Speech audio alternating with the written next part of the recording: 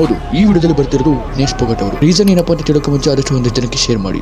Wrestling federation of ಇಂಡಿಯಾದ president ಆದ ಬ್ರಿಜಭೂಷಣ್ ಸಿಂಗ್ ಅವರು ಒಂದು ಸೆಕ್ಸುअली ಹರಾಸ್ ಮಾಡಿದ್ರು ಅಂತ ವಿನೇಶ್ ಪೋಗಟ್ ಅವರು ಹೇಳ್ತಾರೆ. अध्यक्ष जी ने खुद पता नहीं कितनी लड़कियों का शोषण किया आज तक. ಪ್ಲೇಯರ್ಸ್ ಗಳನ್ನ ಅದರಲ್ಲೂ ಒಂದು ಮೈನರ್ ನ ಕೂಡ ಈ ತರ ಒಂದು ಸೆಕ್ಸುअली ಹರಾಸ್ ಮಾಡಿದೆ ಅಂತ ಕೂಡ ಹೇಳ್ತಾರೆ. ಈ ಒಂದು ಕಾರಣಕ್ಕಾಗಿ ಈ ತರ ಒಂದು ಸ್ಟ್ರೈಕ್ ಗಳನ್ನ ನಡೆಸಿತು. ಆದ್ರೆ ನಮ್ಮ ಸರ್ಕಾರ ಅವಾಗ ಒಂದು ಸಪೋರ್ಟ್ ತೋರಿಸಲಿಲ್ಲ. ಅವಾಗ ಇದ್ದಿದ್ದು ಬಿಜೆಪಿ ಗವರ್ಮೆಂಟ್. ರೀಸೆಂಟ್ ಆಗಿ ಪ್ಯಾರಿಸ್ ಅಲ್ಲಿ ನಡೆದ 2024 ಒಲಿಂಪಿಕ್ಸ್ ನಲ್ಲಿ ವಿನೇಶ್ ಪೋಗಟ್ ಅವರು ತಮ್ಮ ವೇಟ್ ನ ಒಂದು ಕಾರಣದಿಂದಾಗಿ ಡಿಸ್ಕ್ವಾಲಿಫೈ ಆಗಿದ್ದಾರೆ. ಅದು ಬರೀ ಒಂದು 100 ಗ್ರಾಮ್ಸ್ ಇಂದ ಮಾತ್ರ. 50 ಕೆಜಿ ಇರಬೇಕಾಗಿದ್ದ ವಿನೇಶ್ ಅವರು ಮ್ಯಾಚ್ ಆದ್ಮೇಲೆ ಒಂದು ಪ್ರೋಟೀನ್ ತಗೊಂಡು 52.7 ಕೆಜಿ ಇರಂತೆ. ಅವರ ಒಂದು ವೇಟ್ ಕಮ್ಮಿ ಮಾಡೋಕ್ಕೋಸ್ಕರ ಹಲವು ಎಕ್ಸರ್ಸೈಸ್ ಗಳನ್ನ ಮಾಡಿ ಊಟ ಎಲ್ಲ ಮಾಡದೆ ಹೇರ್ ಕಟ್ ಎಲ್ಲ ಮಾಡಿಸಿದ್ದಾರೆ. ಆದ್ರೆ ಬರೀ ಒಂದು 100 ಗ್ರಾಮ್ ಇಂದ ಅವರಿಗೆ ಒಂದು ಆಡಕ್ಕೆ ಚಾನ್ಸ್ ಇಲ್ಲ. ವಿನೇಶ್ ಅವರು court of arbitration of sport ಅಲ್ಲಿ ಒಂದು ಫೈಲ್ ಅನ್ನ ಅಪೀಲ್ ಮಾಡಿದ್ದಾರೆ. ಸೊ ದಟ್ ಅವರಿಗೆ ಒಂದು ಸಿಲ್ವರ್ ಮೆಡಲ್ ಬೇಕು ಅಂತ. ಆದ್ರೆ ಜನಗಳು ಇವಾಗ ಒಂದು ಸಪೋರ್ಟ್ ತೋರಿಸಿದ್ದಾರೆ.